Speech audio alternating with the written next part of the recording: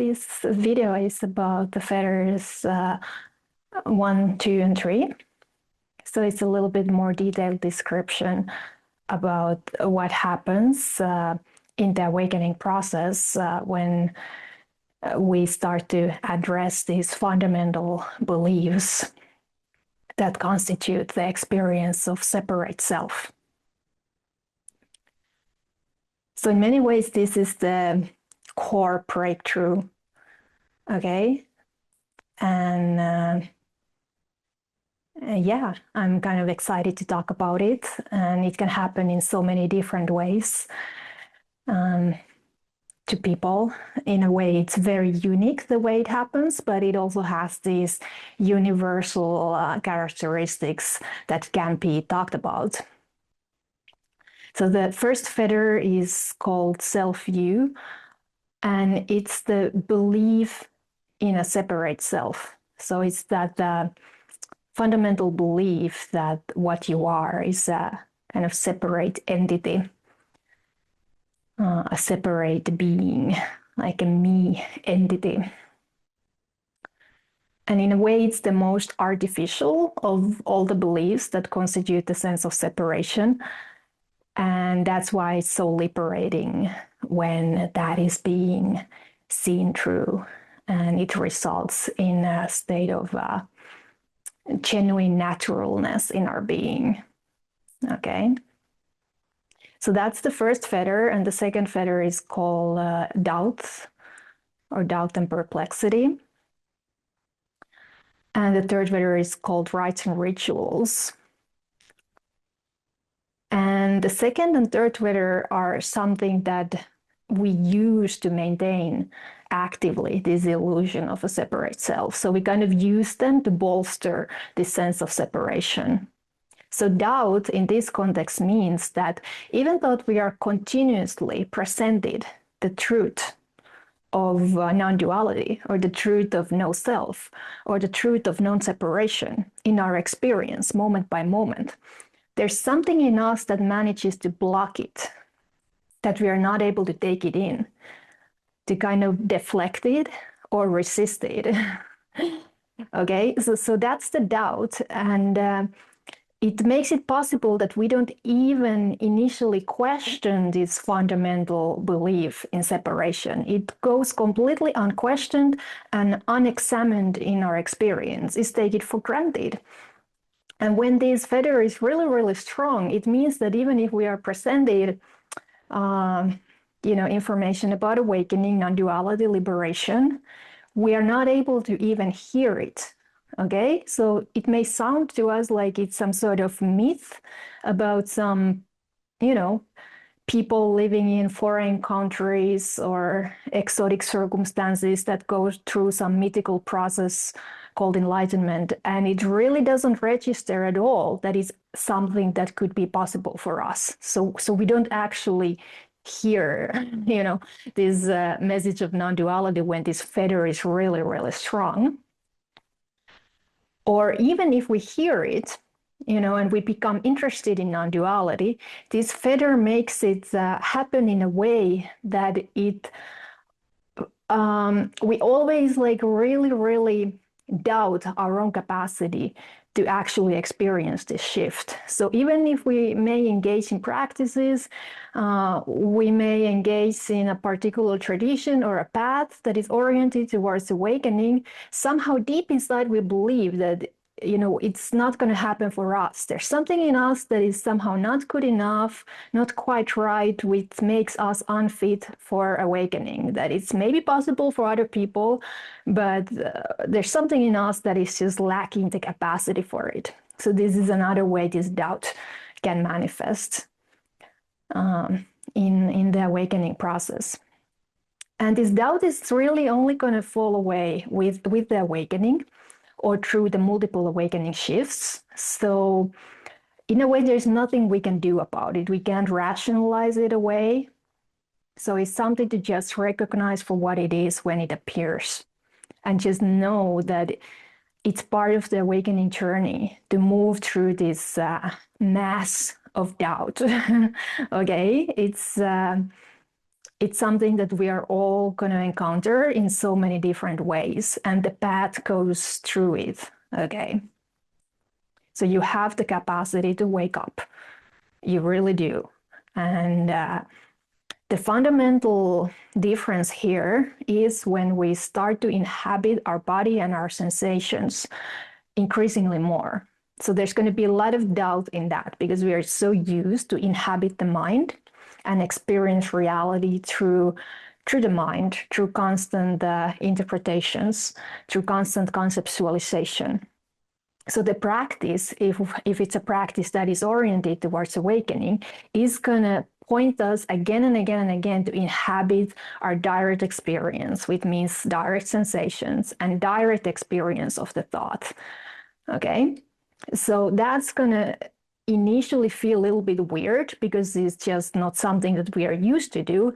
And there's going to be some sort of doubt about that usually. Because when we are reversing this mechanism of dissociating from the body and sensations into the mind, when we are reversing it and we are more and more and more capable to be present in the direct sensations, it practically means that we are present with the unknown, because the mind is the realm of the known. Okay, so the direct experience is the realm of unknown, and the mind is going to react to that with doubt. So just be prepared that that's going to happen, and you will eventually discover this tremendous aliveness and joy, about the unknown, because it's a very powerful place to be when you start to have a direct taste of what that actually means. So the mind, even if it initially appears like a safe place to be, it's a very flat reality. It's a very dry place. It's this reality of rationalization. And it's just going to be so much more exciting and fulfilling, all these infinite possibilities that starts to open up when we are genuinely open towards our experience, open towards our direct experience without knowing what it is. So that's a little bit about the doubts. And about the third fetter, so the rites and rituals. So that means a type of daily activities that we are accustomed of doing, that we are somehow using to maintain and boost and bolster our sense of separate self.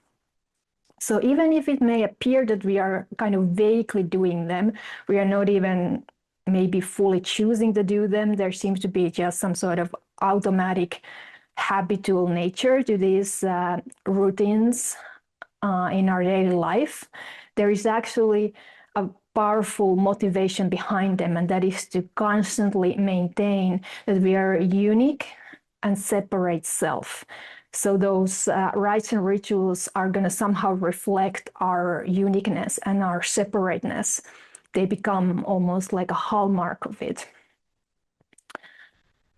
And spiritual practice can easily become a way of maintaining and boosting our sense of separate self if it becomes a form of rites and rituals. So it becomes a way we identify in a specific manner, becoming a spiritual practitioner. So the practice starts to reflect and boost our identity instead of being a place of open investigation where we are practically investigating the nature of identity. And this is a phase that many people go through. So it's totally natural, and it just happens for a lot of people to do practice from this place. And one way that you could look into it is that see if you're doing practice from the motivation of kind of like discovering who you really are and who you were really meant to be and what your life was really meant to be about. Okay, so if that's the motivation, it's very likely that the practice has taken this form of rites and rituals, because a genuine spiritual practice is actually a way to discover what you are not. It's a way to discover that what you thought yourself to be and the way you were thinking about yourself, it's actually not what you really are. So that may sound like just a game of words, but there's a kind of fundamental difference when we are engaging the practice from this perspective, that we are actually using the practices as strategies or tools to intuitively and pragmatically investigate, am I really that which I take myself to be? So this sense of separate self is not something that can be rationalized away with any kind of practice. So there are many practices we could do, like meditation or inquiry or koan practice, that are kind of directed and designed for this fundamental breakthrough. But it's not really even that important what we are doing. It's more important the way we are doing it, like what is our motivation? So if that is in place, then this process can actually be quite quick, this fundamental inquiry that leads to first awakening. And one way to describe a type of, you could say, spirit or intention or attitude behind the practice, whatever it is, that makes it very potent, is something that I call beginner's mind.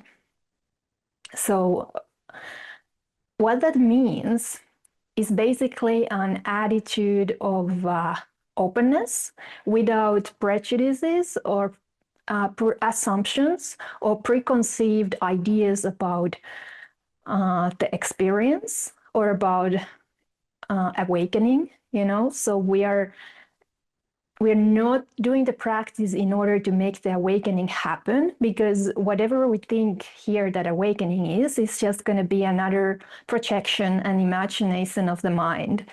So if we are going to project that on our direct experience, it's never going to result in genuine awakening.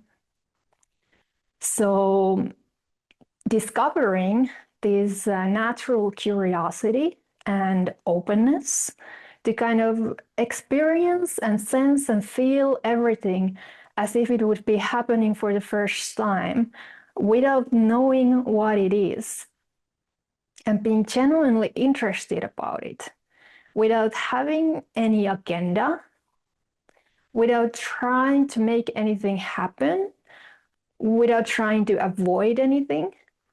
So this is very much characteristic to the beginner's mind.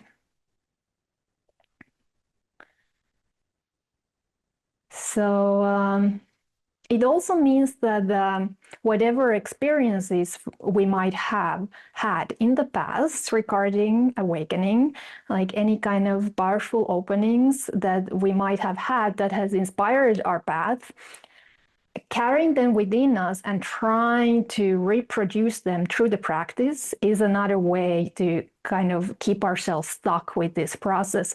So beginner's mind is free from the past, is free from all the experiences of someone who could perhaps identify like advanced practitioner or a specialist regarding what awakening is, you know, someone who has really had a lot of experiences and has maybe invested a lot on the path or on various traditions. So that can easily generate this type of burden of past experiences and burden of intellectual expertise.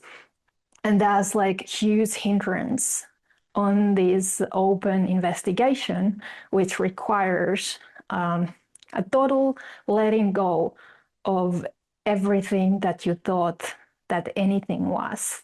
Okay, so you are just looking into the experience and seeing what can you know about it for sure without relying on anything other than what's happening in the moment, without relying on what anyone else has told you about it.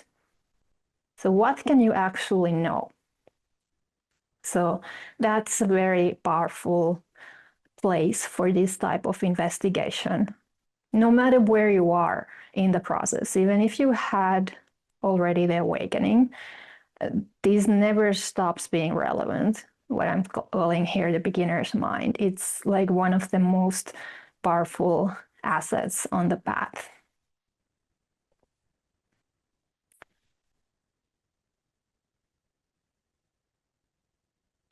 And the way the awakening happens, it's usually going to be very unexpected. It's going to be sudden, it's going to be spontaneous, it's going to be effortless. So it's not going to be the way it happened for anyone else you maybe heard that it happened. It's going to be totally unique the way it happens for you. And at the same time, you're going to be able to recognize some of these universal elements that seem to lead to this fundamental breakthrough. Okay, and that seem to characterize it. So what's really essential here is that you directly see that the separate self, it is a belief, it is a mental construct, that there is no actually such thing. And this is an insight, it's not a rationalization. And it's kind of like the truth has been in front of your eyes all along. It has not been hidden, is not underneath some massive inner work that you need to do.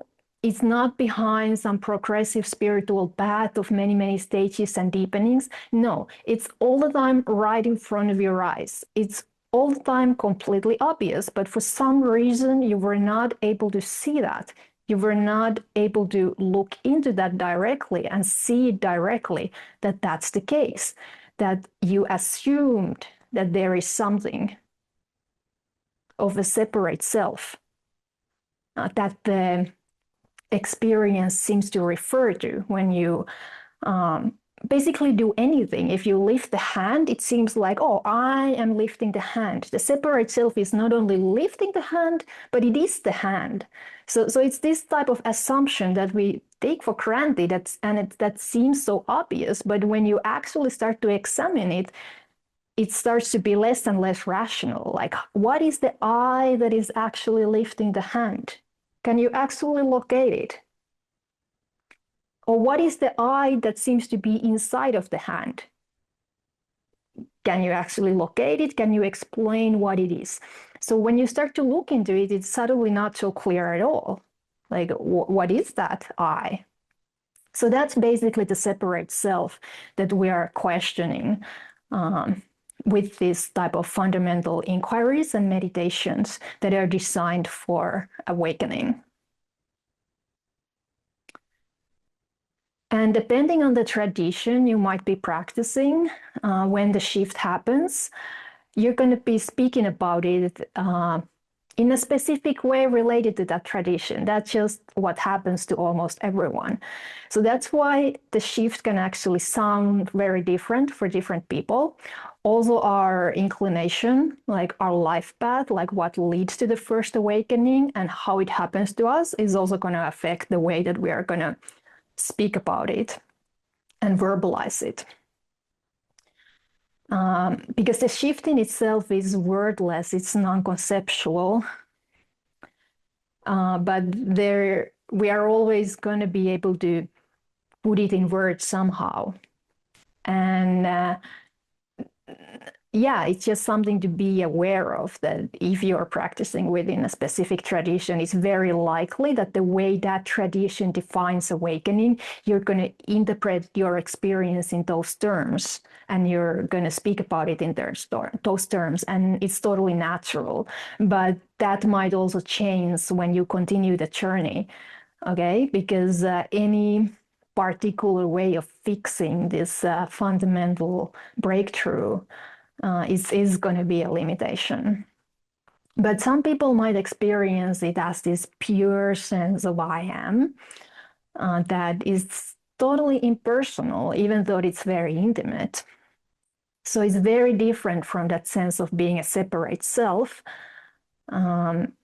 which always seem to be something something that comes and goes, something that is based on narratives, something that is based on images, something that is based on memories, something that is based on desire, on aversion, projections about future, and so on.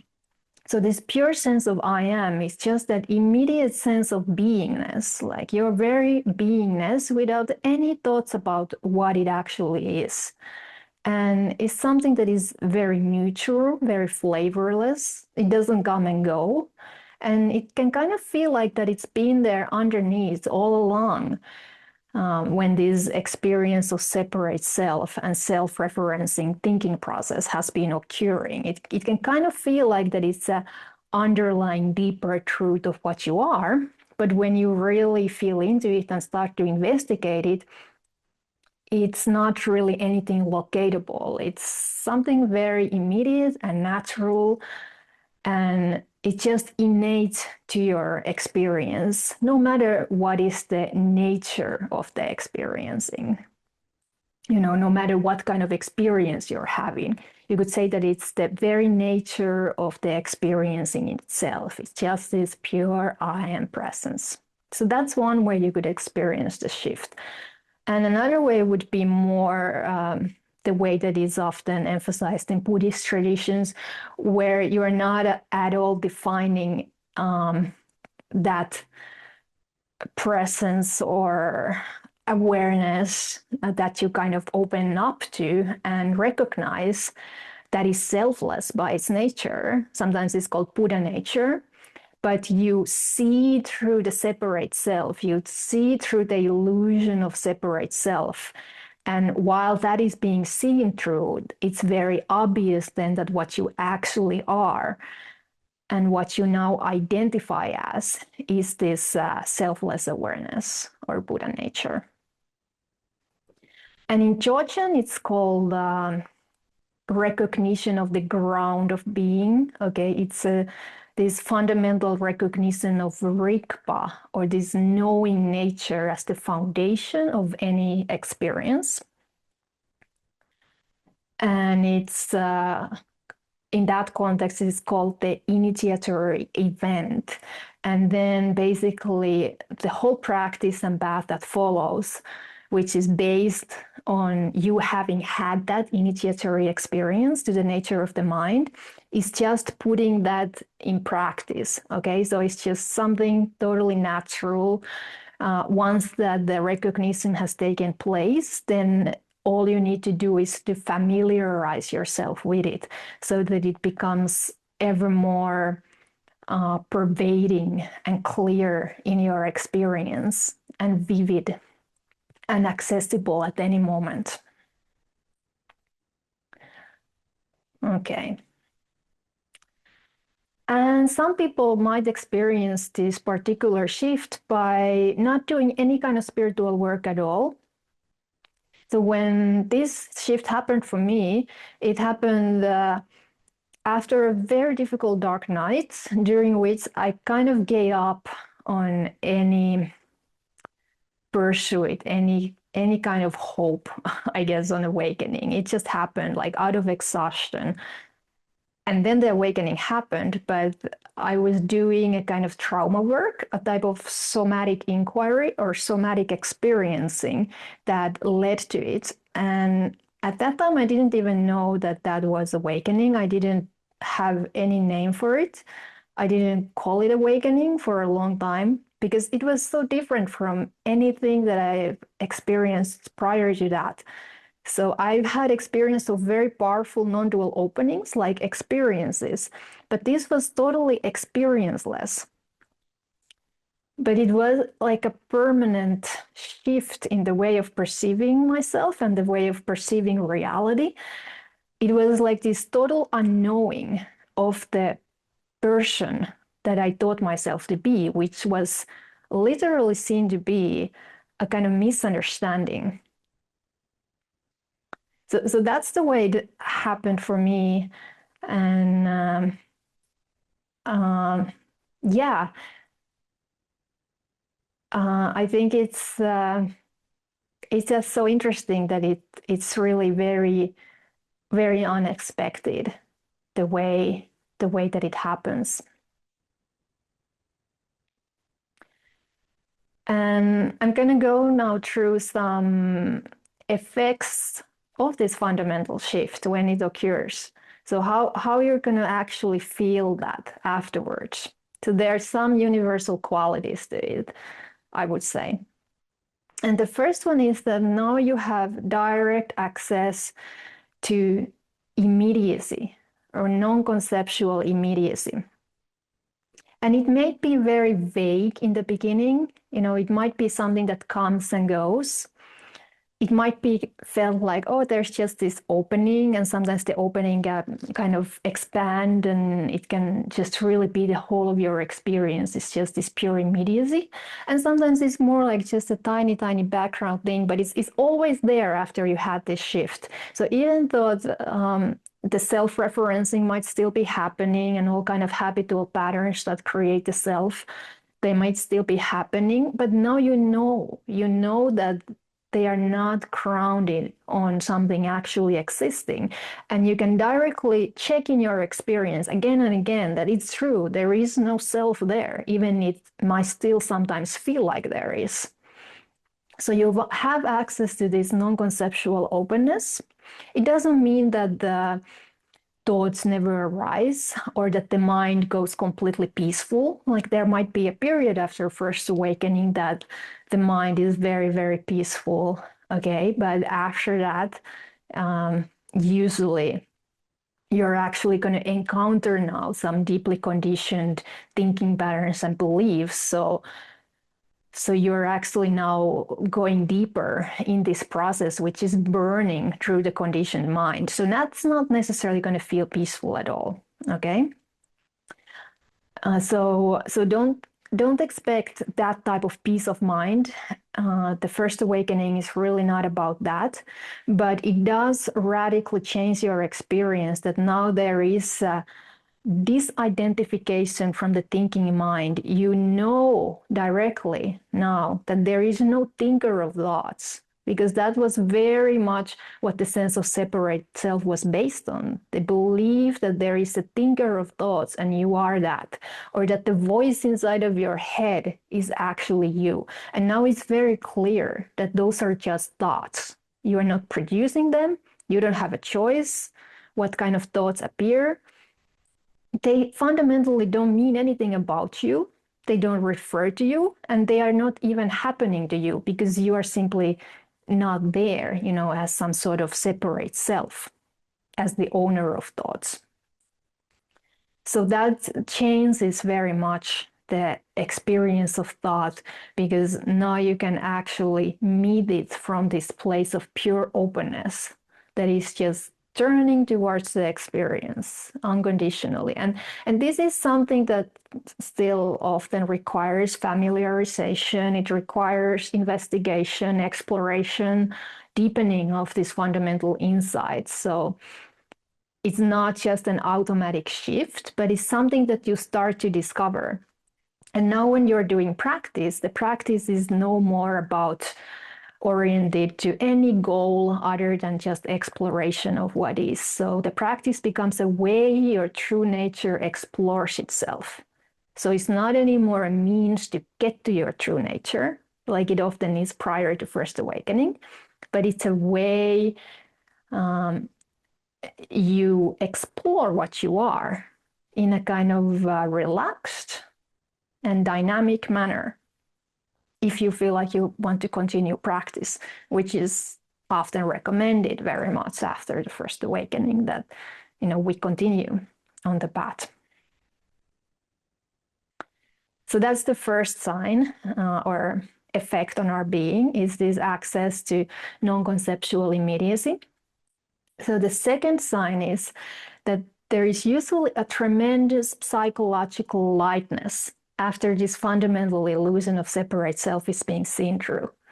Like it can feel like you've been carrying this burden your whole life, like this heaviness that you kind of feel all the time, but at the same time, it's kind of hard to say what it is. And that is now being released with this first awakening shift. And that can be deeply liberating. And another way to experience this lightness is a kind of sense of groundlessness. Because prior to the first awakening, it may seem like our experience is grounded on this separate self or me, and now it's like the rug is being pulled under our feet. But it's actually a very positive experience, the first awakening for most people. So now you experience that, wow, like my experience is not actually grounded on this sense of separate me, because I can't anymore find it. So it's this unknowability, this groundless nature of experiencing that becomes increasingly more available. And that can also be felt as a type of free fall. So after the bottom falls away, it kind of can feel like, wow, you're just now in a very mysterious free fall. Okay. And the third effect of the first awakening in our being is a kind of sense of innate completeness or wholeness that replaces that vague nagging sense that there's something wrong, there's something not quite right about me or the way that I'm perceiving, and because that misconception is now being cleared out, it's then naturally being replaced by this intuitive sense of wholeness or completeness. And it's kind of like a foretaste of how it will feel if you continue on the path and continue with the unfettering process, how these later shifts will feel. But right now you get your first taste of truth. And the hallmark of truth is always this sense of completeness. So even though the first awakening is in many ways actually just the beginning of the process, now you know that what you fundamentally are is already complete, is already wholeness. So there's nothing you need to do to improve yourself, to become something other than what you are. So whatever the path becomes from here on, it becomes just a way of seeing through ever more subtle beliefs and misconceptions about yourself that will then reveal in ever more increasing degree this total, perfect, natural completeness of what you are that is innate to your very experiencing every moment. Okay, and the fourth sign or effect of the shift is something that I would call a kind of heart opening that tends to happen with the awakening. So now when I say heart opening, I don't mean an emotional heart. So there can be that also. There can definitely be a very powerful emotional heart also opening, an experience of overflowing gratitude and relief and kind of unconditional love. That can also happen. But this heart opening that I'm speaking about here, it's a more fundamental nature.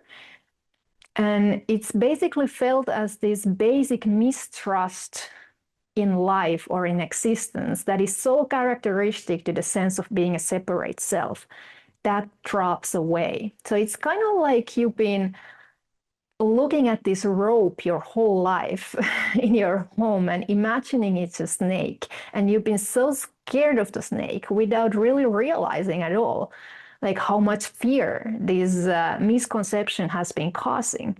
But now you went close enough to the snake, or what appeared like the snake, and that's the experience of the void at the core of the separate self. Okay, it's terrifying for us from distance, but when we go close and close and close and experience it directly for what it is, then this insight can occur, and it's like, actually it's just innate to my very being, this what appears like nothing. And then you see that the snake is actually a rope, and this fear of the emptiness or the fear of being nothing and no one dissipates. And that can be felt as a kind of heart opening. And it's, again, a kind of foretaste of that deeper and very physical, energetic heart opening that tends to happen with the no self shift. So this heart opening that we get with the first awakening is still more subtle. It's more like flashes. It's still conditioned based. Is usually something that we get a glimpse of every now and then. But it's definitely something that's very different from the way that we used to experience reality from mind, through mind identification. So there will be this openness at the level of the mind, like this access to non-conceptual immediacy. And there will be openness at the level of the heart, which will be just trust, in life, because now you know yourself not to be separated from it.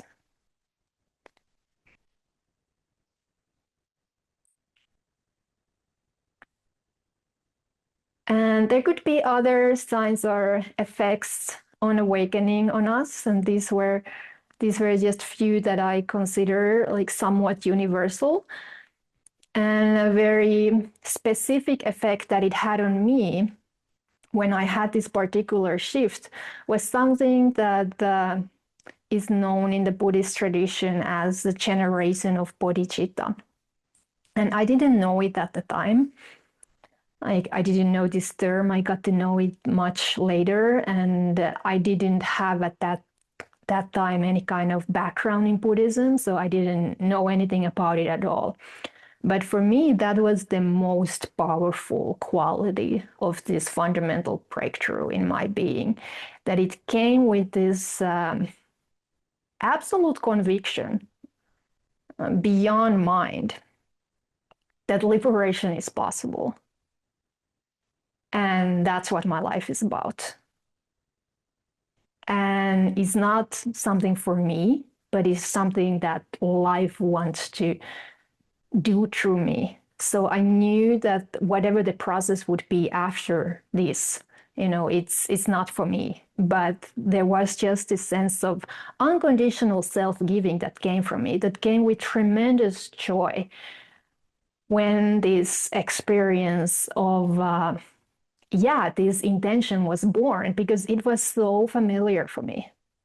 It was so familiar. It was almost like I had been waiting my whole life for all the causes and conditions to align in my life and on my path, for that moment to happen, for this fundamental breakthrough to happen, for this bodhicitta to be generated, to be born. And the familiarity was just so immediate, and there was a sense that this has been happening so many times before. Okay, so the process that followed for me from here, it took 2 years until the no self shift. I had the feeling like, such a sense of like fearless joy about it. Like, I knew where it was going, even though it's not possible to know that. But something in my system just responded with the kind of wild joy to this fundamental opening. So I just thought that's something that I just thought that it's I like to share sometimes, because I know that experience is something that many other people have also had in different ways, like how that intention is being born in their experience. This mind bent for awakening.